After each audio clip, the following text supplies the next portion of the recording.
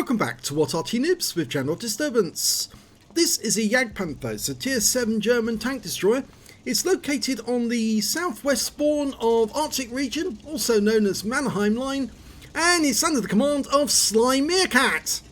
Now that's the gentleman who's got two actual meerkats. He actually owns Toffee and Fudge, or rather they own him, and they play on his lap whilst he's playing the game. So if the vehicle suddenly makes unforeseen movements, it's probably because they're biting him or something, or they're biting each other and fighting over their position on his lap.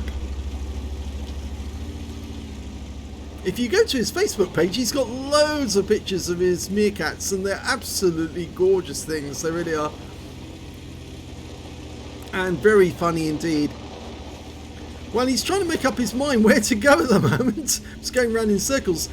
I think he's got the 105mm gun as he did before, which has got 320 alpha, penetration of 200mm with standard AP, and it goes up to 244 with the APCR. Now, they started development of this thing, pushing the KV3 out. Now, that's not nice, because that's trying to hint to the KV3 he shouldn't stick at the back, he should actually move forward, but I think that might have upset that KV3 driver considerably. They started development in 1942 after MAN got the contract to build the Panther, and they started manufacturing them, or completed manufacturing, and they started rolling off the production line in 1943. Now there's one of these at the Tank Museum in Bovington, and oh dear, Sly, you can't dictate to other tanks what they do. If you push people around like that, you'll end up getting a name as a troll. I know you want this position for yourself, but I'm afraid that is such bad behaviour. You want them to actually perform as mediums would and go north. Nobody's gone north, which means the enemy's got a free hand to get south. And there's now T-71 within range. So I can understand why you'd be upset that these medium tanks haven't actually done what they were supposed to do. But pushing them around like that will just get you a lot of enemies rather than friends. Please don't do it.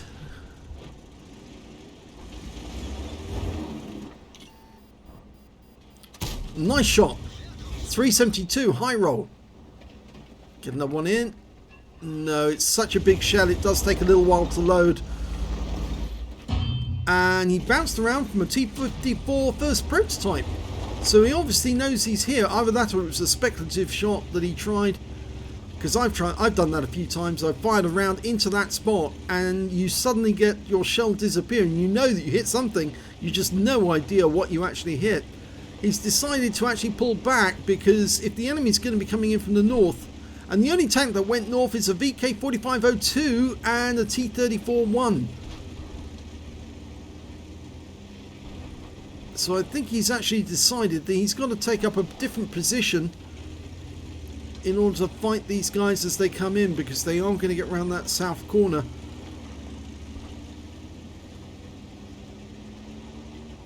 KV3 is still nailed to that rock over there.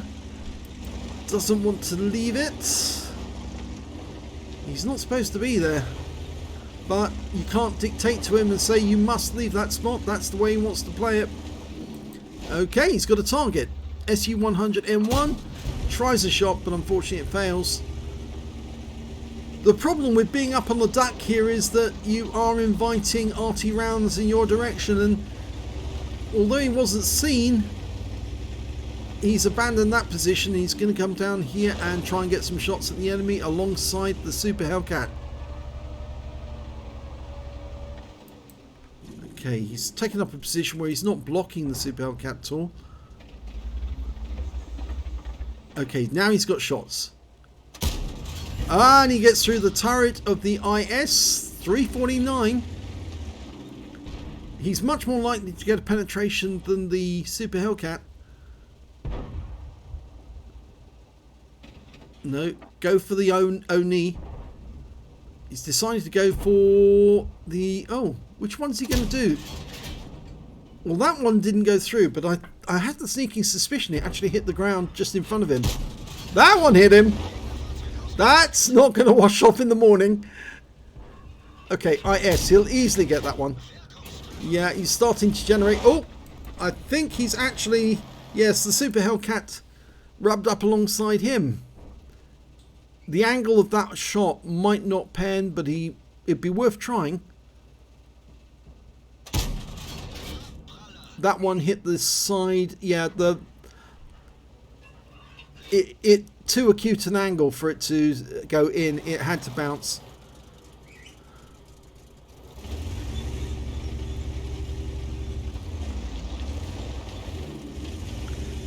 We seem to be holding our own in the north, although there are a number of enemy tanks up there. I have the sneaking feeling that Sly would rather go north than deal with those guys, but he's needed down here for these ones. These are far more valuable to us at the moment. Yeah, nice one through the turret of the IS. Low roll though. IS-3 should be able to get him this time if he's side on.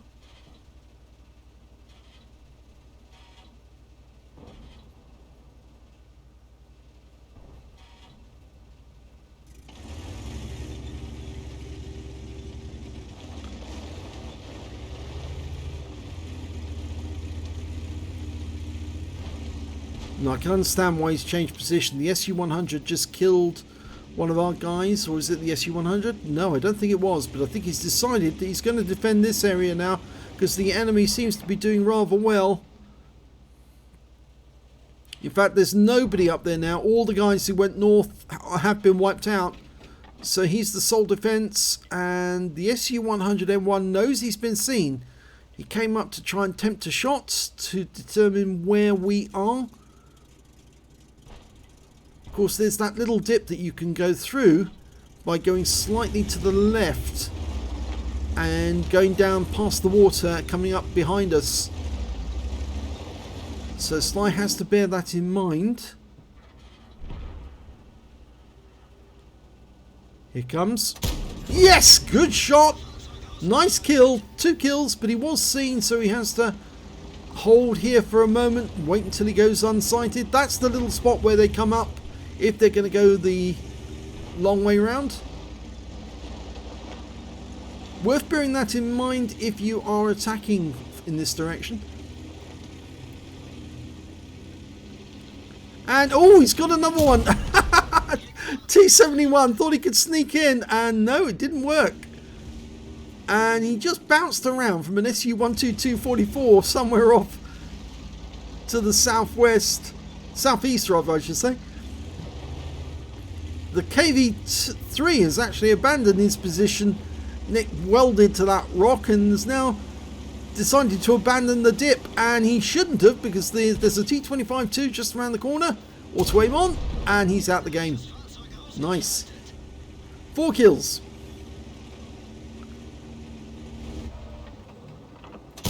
Oh, ow. Just missed the Striv S1. This is a tier 8 game, so he's going to earn extra XP from this one. Goes for a second shot, gets it in this time. 323. Ow! Took a big 105mm, came back. He's now basically below the fold in the ground. We'll stay there for a second. Okay, that SU-122-44 is in sight now. Yes, we have got a shot. Ow, didn't penetrate him either. That was the angle. Still firing in this direction though.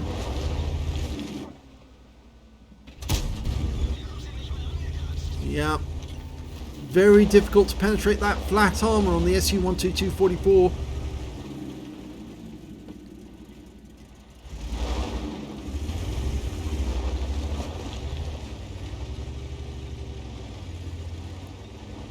Okay, the 1375 is going to go round via the water, come up the other side and take out the Striv, so Sly's moving into a position where he can engage the SU-122-44.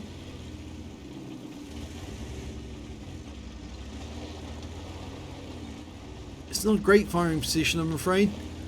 In fact, he's decided to go to the bushes, even though there's really no cover. If he has to pull back, Only the top of the cabin was showing.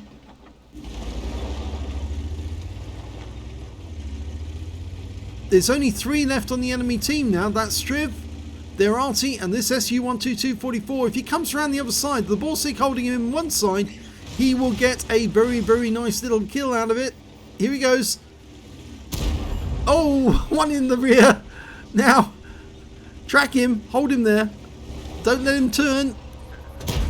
One more. Oh, unfortunately, that was a round from the KV-3 trying to get us. No, he's trying to get the enemy, but the Borsig takes the kill. So I think that was the KV-3 firing an HE round at distance.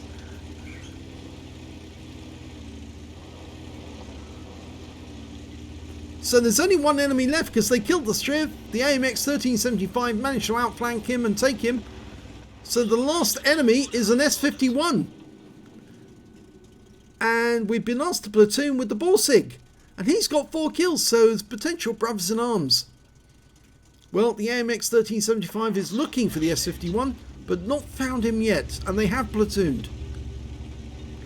I think he has gone to the south. Yeah, I think the Borsig's headed towards him. Oh, there he is. He's on the mouse. No shot from here. Of course, the 1375 doesn't want to get derped. Arty's trying to have a go. GW's firing from long range. He did get derped, but now the S51's got a very long reload, which means the AMX 1375 can unload. In fact, it's it's SlyMeerkat who unloads from distance and takes him out.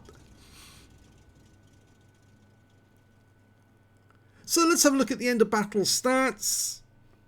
It's another ace tanker for SlyMeerkat in the Jagdpanther. He managed to get a bruiser medal for getting at least 5 critical hits. In this one, he managed to get 10. He got a fighter badge for getting at least 4 kills. He got 5. He got a fire effect for doing more damage than the hit points of his own vehicle. And he picked up a brothers in arms because he platooned with that Rheinmetall Borsig Waffenträger towards the end of the battle. And they both had at least 3 kills apiece. In fact, they had 9 kills between them, 3/5 of the enemy team. They certainly carried the entire team during that game.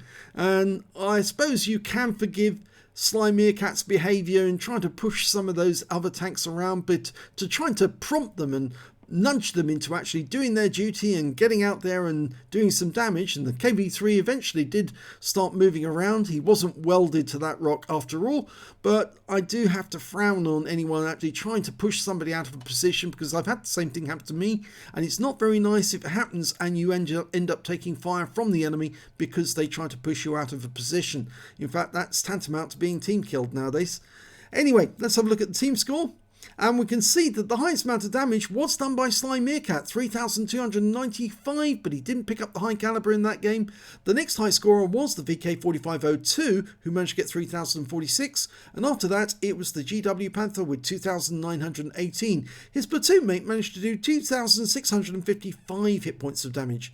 When it came to kills, it was SlyMeerkat again with 5 kills, 4 kills to the Rheinmetall Borsig, and 3 kills to the VK4502 and the IS-3 on the enemy team. When it came to base XP, it was SlyMeerkat again, so he's got the top in all 3 columns, 1,209 base to him, 1,089 to the VK4502 and 1,048 to the Borsig, and those are the only 3 players who managed to get over 1,000 base experience points. He fired 19 rounds, got 15 direct hits and 12 penetrations, damage of 3,295 hit points, of which 1,228 were at more than 300 meters. He received 3 hits from the enemy, one of which was a penetration, 2 non-penetrations, and 640 hit points of damage blocked by armor. He spotted 1 enemy vehicle, damaged 8 of the enemy, killed 5, and did 321 hit points of damage assistance.